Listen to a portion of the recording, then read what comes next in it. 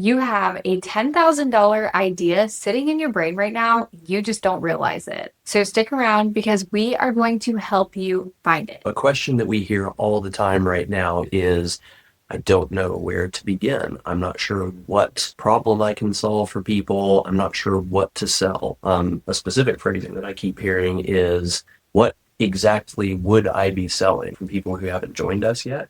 And so we really thought it would be valuable to create a video talking about exactly how that works, because a lot of people don't realize that they've already got something that you can do, things that you know, skills that you have that you can turn into something profitable. And so we're going to walk you through the exact questions that we use to help people go from, I have no idea what to sell, to building six-figure plus digital products. And we're not just going to talk about this, we're going to do it together right now, where we'll walk you through the ideas and then give you time to answer questions and put things together so you have this first critical step done and you have something that you can offer to people within the next couple of days. So grab something to write with because by the end of this video, you are going to have at least 3 product ideas that you could start selling this week. Pay attention, because there's actually one question in this process that separates people who actually launch from the people who stay stuck in idea mode forever. And we'll tell you which one it is when we get there. But first, let's start with the most important question. So part 1 is finding your unfair advantage. And here's the thing, something that we run into all the time is that people first think, I'm excited about solving a certain problem for myself, and that's what I'm into right now. It's what I'm reading about, listening to podcasts on, watching YouTube videos on, because it's exciting and it's fun.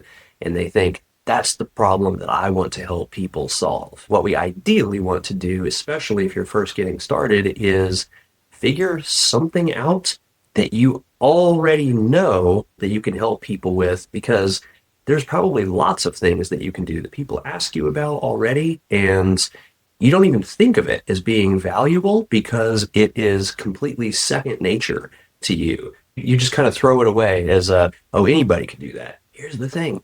No, they can't. And those are the type of things that we're looking for. So step 1 is all about identifying what you already know that other people would pay to learn. And I'm not talking about what degree do you have or what is your job title. I am talking about the stuff that people already come to you for. Okay, so we're going to ask questions, and you can pause the video after each one of these and actually write down your answers. Seriously, don't just think about this. Don't just listen and not do anything. Write it down. The act of writing this down is going to unlock stuff that you probably didn't even know was there. Question number 1 is, what do you know how to do that other people ask you for help with right now? Think about your friends, coworkers, people in your DMs. What do they text you about? What do they say? Hey, you're good at this. Can you help me with whatever? I used to be really good at fixing computer problems on Windows computers. Every time I showed up at somebody's house, it was like, all right, Sean's here. Send him to the computer to fix stuff. Of course, then I switched to Mac and never had a computer problem again. So I vaguely remember that, but it was definitely a thing for a long time. Definitely could have turned that into a product at the time. For me, people used to always ask me, how do you create so much content? I was posting 3 times a day, and I was a working single mom when I started my online business. So that was a common question that people asked me. So pause right now and write down at least 3 things that people ask you for help with on a regular basis. Is there a timer that's going to go on? So can we put a timer right here? Oh, yeah. Pause. Okay, we're back. All right, you got it? All right. Keep those handy. So question 2 is, what have you done for work, as a hobby, or in life that gave you an above average skill or perspective? Okay, this one is sneaky because sometimes your most valuable skill came from something that you don't think of as professional.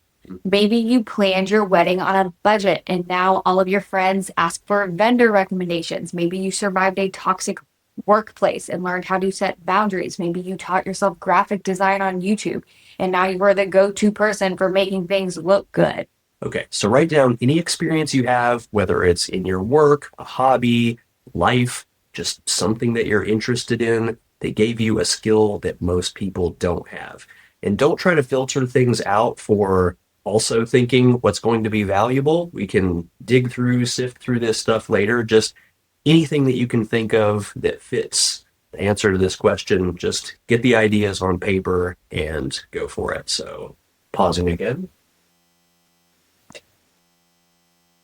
Did you do that? Okay, let's move on. All right, so question number 3, what is something that you have done, whether professionally, informally, whatever, that you could teach someone a beginner version of? You don't have to be the best at something to teach it.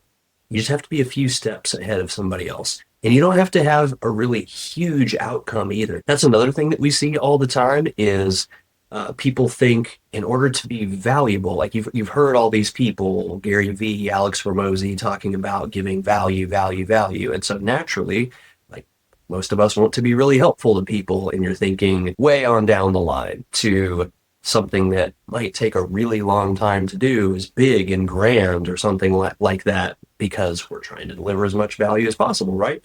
No, it doesn't have to be that. And in the beginning, definitely shouldn't be that. Like we're talking about the difference between, say you were good at working on cars or something or other like that, which I am not. But somebody might think, okay, how we're going to go from finding a rusted out frame of a car in a junkyard and restore it to perfect showroom condition or something or other like that.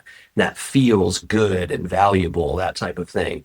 But really, the type of problems that are easy to get people to buy into and want you to help them solve would be something way more simple than that that could happen really quick. Like, here's how to fix a rip in a leather seat or something like that. So a really good example of that would be I have a friend who has made hundreds and hundreds of thousands of dollars as a portrait photographer. And she helped other photographers, but she was not helping them become six-figure portrait photographers. But where she made most of her money to begin with was she did portrait stuff where she would have these really cool creative backdrops behind people to make the photos look really interesting and unique.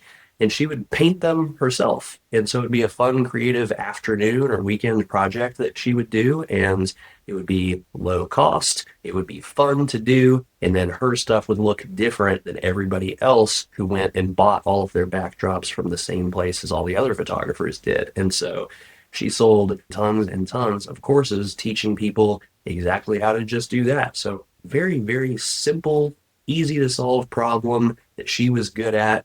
She made tons of money doing it because people saw that and said, "Ooh, that's something that I believe that I could do. That would be fun. I could make that happen. Here's a great outcome that I could get from it." So, for example, I was just saying how so many people ask me, how do I create so much content? I literally have a course that teaches you how to batch record a month's worth of content in one weekend. I don't teach messaging in it. I don't teach you how you're going to scale to six figures with your business.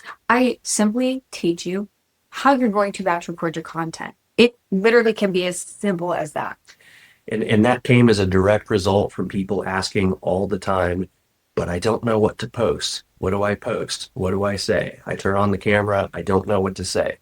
This solves that problem. So a very simple question with a very simple solution that works very well for people, but it's not this big grandiose promise of become a millionaire by doing this, this, and this. All right, write it down.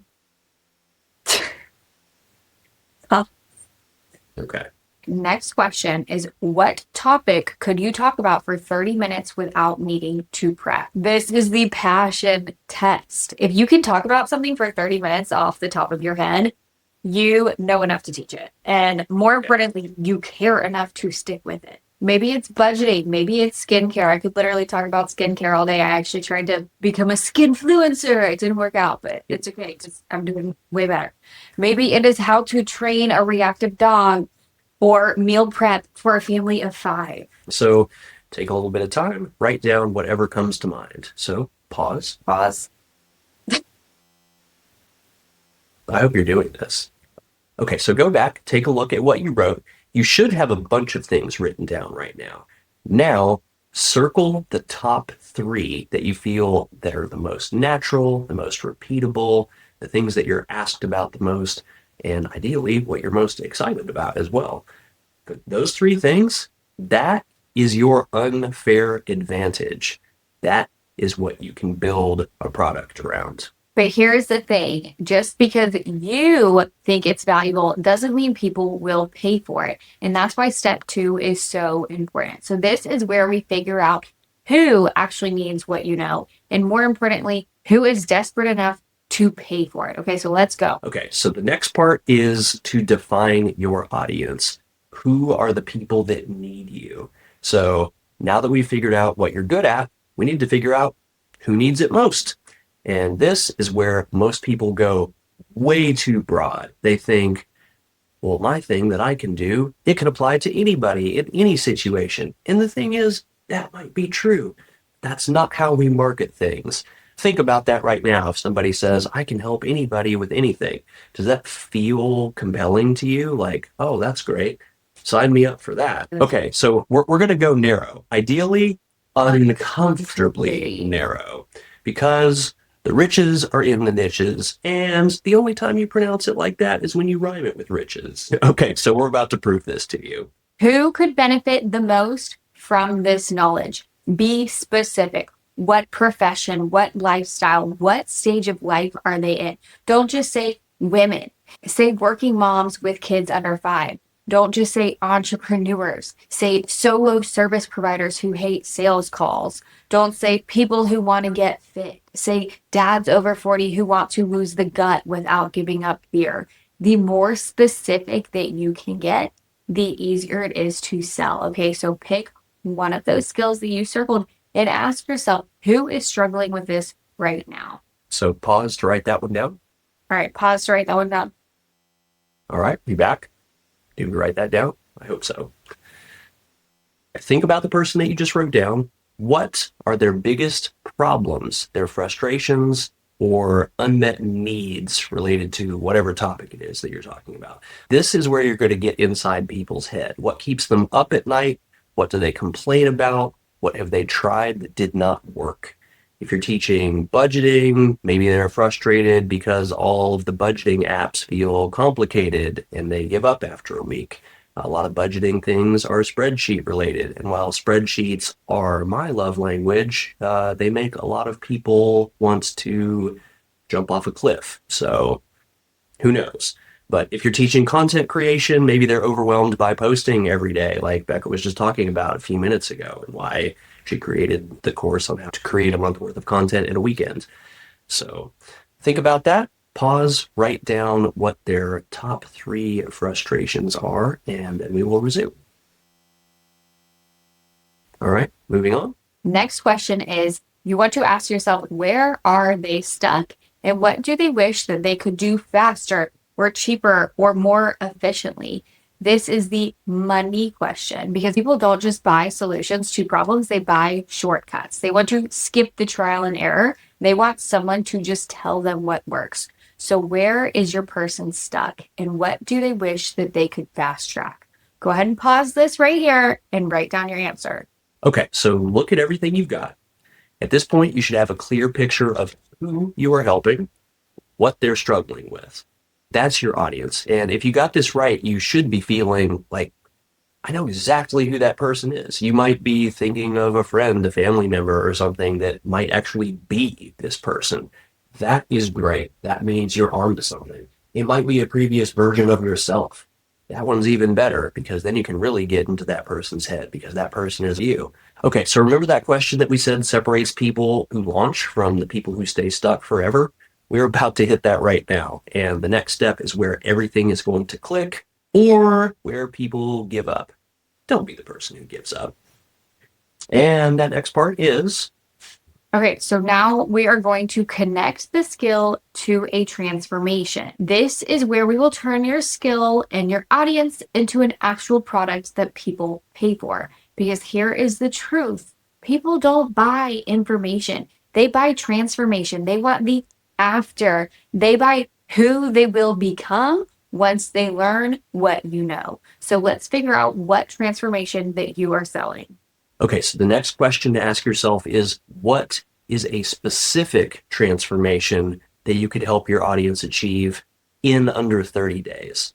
Now, notice we're saying specific and under 30 days, not something like, I'll help you become a better person. That's vague. There's no time frame. Instead, we would want something like, I'll help you book 3 sales calls from Instagram within the next 14 days, or I'll help you meal prep 5 dinners in under an hour every Sunday. Or I will help you declutter your bedroom so you actually want to hang out in there. I probably can use that. Okay, so what is a fast, tangible win that you can help somebody achieve? So we're going to pause the video right here and write this down and come back. So the next question to ask yourself is, what end result could you help them reach that would feel valuable, measurable, or identity shifting? This is the before and after moment. The thing that they get to tell all their friends about, the thing that makes them feel different. Maybe it's, I finally have a content system that doesn't stress me out. Maybe it's, I can make dinner without Googling recipes every night. Maybe it's, I set boundaries at work and didn't feel guilty. What is the result that makes them say, I did it? Go ahead and pause and write that down. Okay, so here's where it gets fun. Based on everything that you just wrote down, we want you to come up with 3 product ideas that solve the problem. And we're going to give you a formula to make this ridiculously simple. All right, so come up with a title of your product, and we're going to say A, whatever the type of product is that helps whoever your audience is go from problem they have or a situation that they're starting out in to whatever outcome or transformation that they end up. So let's give you some examples so you can see what that means, because that probably sounded ridiculous. Okay, so here's a couple of examples. So let's say we have something that we created and we're calling it the Founders Video Toolkit. And it is a micro course that teaches solo entrepreneurs how to script, film, and edit their most important videos using DIY tools so they can attract, sell, and retain customers without hiring a team. That was good. That's good. All right. Another example, the ADHD study system, a training and worksheet bundle that helps high school and college students with ADHD stay focused, study smarter, and boost retention using neurodivergent friendly tools. Third example, Fit Over 50, the Joint Friendly Strength Plan, a digital guide for men over 50 who want to build strength and energy without damaging their joints or spending hours in the gym. Ooh, I like that one. And that one's actually interesting because you're almost over 50. Is that what you're going to say? Moving on. There's lots of reasons why one's interesting, as we just discovered. So do you see how specific those are, and see how you immediately know who it's for and exactly what they're going to get? That is what we want to go for here. So pause this video right now, write out 3 product ideas, and use that formula, and we'll just wait right here. Yeah, let's do that. Okay, so here's where you're at. You just identified your unfair advantage. You know exactly who needs it, and you have the product ideas that you could start selling this week. Most people never get this far. They stay stuck in, I have no idea what to sell mode forever. But you just hit the pause buttons all those times that we suggested that you should pause. And you wrote stuff down.